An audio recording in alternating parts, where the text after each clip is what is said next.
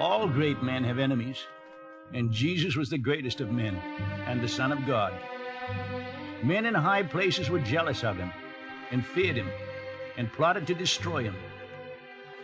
Christ, in his divine knowledge, knew who would betray him, who would deny him, and when they would kill him. He had promised that in 3 days after he had been put to death, he would rise from the dead. At the Last Supper, he told Judas Iscariot, "Do quickly what you are going to do." And he said to Peter, "This very night before a cock crows, you will deny me 3 times. And it came to be as Jesus knew it would. He was betrayed, beaten, mocked, and condemned by the men he had come to save. The soldiers put a crown of thorns on his head and forced him to carry his cross on his back. 3 times he stumbled and fell on the road to Calvary. And 3 times he was cruelly beaten and forced to go on. Many of the women wept as they saw him going out to die. And Jesus said to them, 'Daughters of Jerusalem, do not weep for me, but for yourselves and your children.'"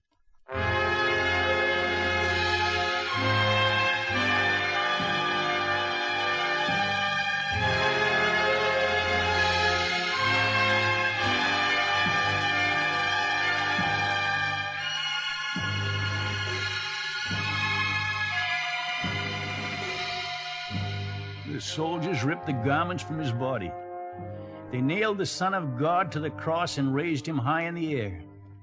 And as the lifeblood flowed from his wounds, Christ prayed for them and for us. "Father, forgive them, for they know not what they are doing." Jesus died that man might live. His own Son the Lord did give. God betrayed and crucified as our Savior Jesus died. Joseph and Nicodemus were friends of Jesus, and Joseph, who was a rich man, went boldly to Pilate and asked that the body of Jesus be given to him for burial. Pilate consented, and Joseph and his friends took the body of Christ down from the cross and wrapped it in fine linen. They placed the body in Joseph's own new tomb, a cave dug out of rock in a garden near the place where the cross stood. Then they rolled a great stone before the entrance of the cave. But there were others who remembered what Jesus had said, "After 3 days I will rise again." And they demanded that the tomb be guarded and the stone be sealed. They were afraid that the disciples of Jesus might come and steal him away and say to the people, "He has risen from the dead." The body of Jesus lay in the tomb from the evening of Friday to the dawn of Sunday. But on Sunday the earth quaked. The men guarding the tomb trembled with fear, and Jesus rose by his own divine power.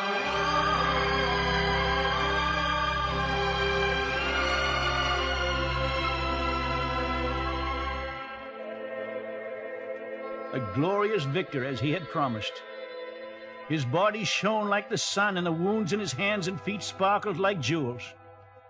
Death was conquered. Hallelujah!